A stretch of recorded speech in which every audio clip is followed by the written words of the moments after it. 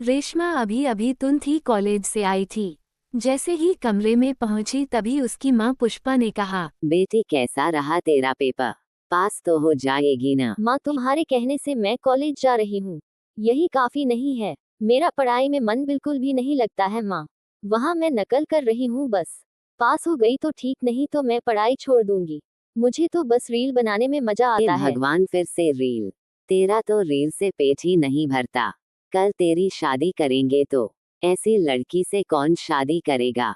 रेशमा हर दिन माँ को समझाती, लेकिन पुष्पा पुराने ख्यालों की थी। इसलिए रेशमा बिना उनसे बात करे अपने कमरे में चली गई और मोबाइल से रील बनाने लगी। यह उसका रोज का काम था। वह मोबाइल से पूरा दिन रील बनाती और उसे यूट्यूब और इंस्टाग्राम पर अपलोड कर देती थी। उसके रील की वजह से काफ़ी ज़्यादा फॉलोअर्स भी बन गए थे और काफ़ी लाइक शेयर भी। रेशमा सोशल मीडिया पे काफ़ी फेमस हो गई।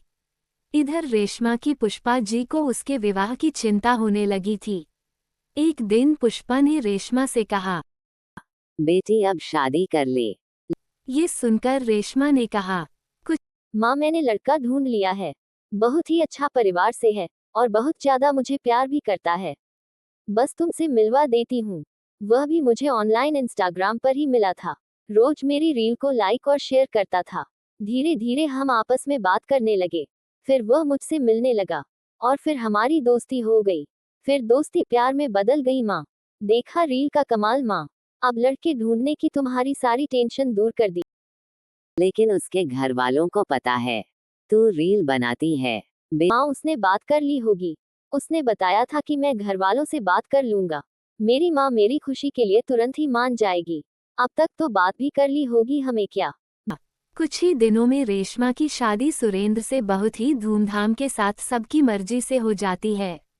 नई ससुराल में जाते ही रेशमा का बहुत अच्छे से स्वागत हुआ।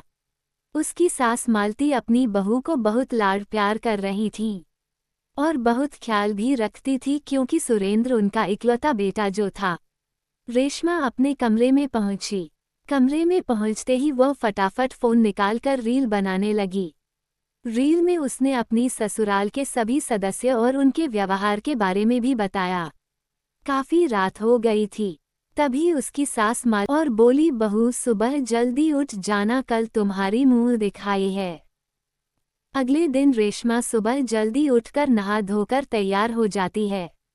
जब तक पड़ोस की औरतों के आने का समय होने वाला था, उसने छत पर जाकर 2 रील और बनाकर डाल दी।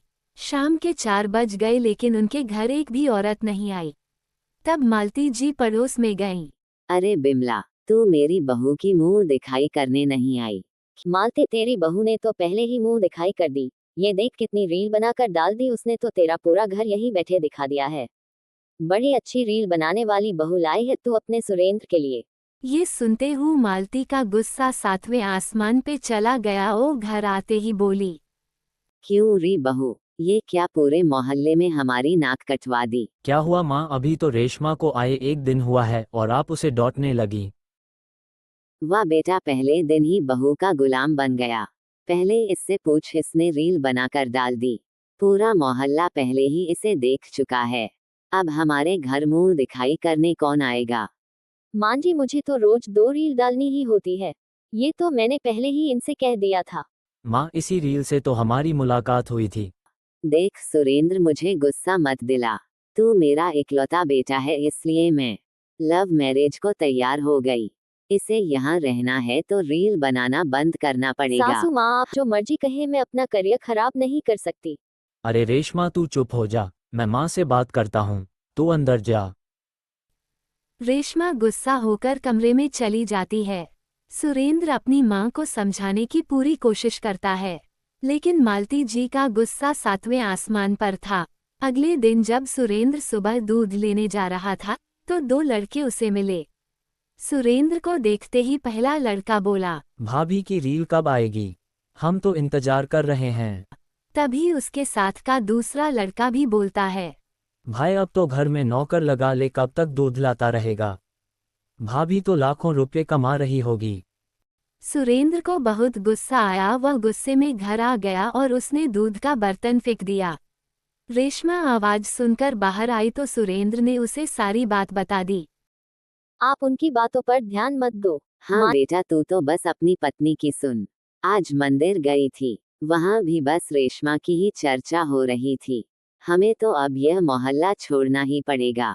मां जी, आपको कहीं जाने की जरूरत नहीं है। आप चिंता मत कीजिए, मैं सब संभाल लूंगी। मुझे कुछ दिन का समय दे दीजिए।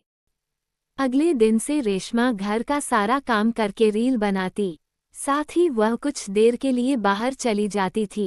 एक दिन कुछ औरतें उनके घर आ गईं। उनमें बिमला भी थी। रेशमा एक डायमंड नेकलेस अपनी सास को देती है। ये सुनकर सब हंसने लगे। दोस्तों, बहन, हमें माफ कर दे। हमने तेरी बहू को गलत समझा, उसका मजाक उड़ाया, लेकिन आज उसकी वजह से हमारा पूरा एरिया बहुत साफ हो गया। साफ पानी आने लगा और सारे गुंडों को पुलिस पकड़ कर ले गई।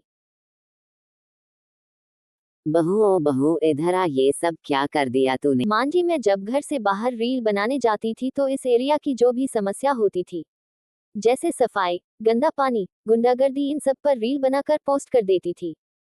बहू, हम सबने मन बना लिया है। अब तो इलेक्शन में तुझे ही टिकट दिलाएंगे और वोट भी तुझे देंगे। बहू मुझे माफ कर दे, मैंने तुझे गलत समझा। मां जी, मैं तो आपका गुस्सा ठंडा होने का इंतजार कर रही थी। ये देखिए, मैं आपके लिए क्या लाई हूँ। बेटी ये क्या है? ये तो बहुत महंगा होगा। हाँ मां जी, 5 लाख का है। ये पैसे रील बनाकर ही कमाए हैं मैंने। बेटी, हमारी बहू को भी रील बनाना सिखा दे। घर का काम तो मैं ही कर लूंगी। ये सुनकर सब हंसने लगे।